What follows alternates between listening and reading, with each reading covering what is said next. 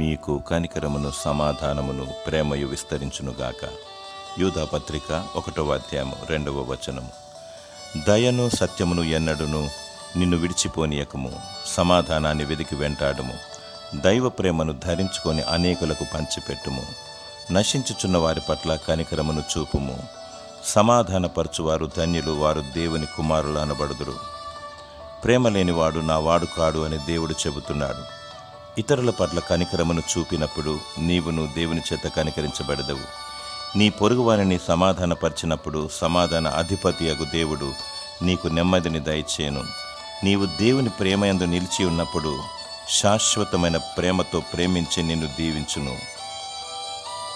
దేవుడు నీకు కనికరమును సమాధానమును ప్రేమయు విస్తరింపచేయునుగాక. ఆమేన్.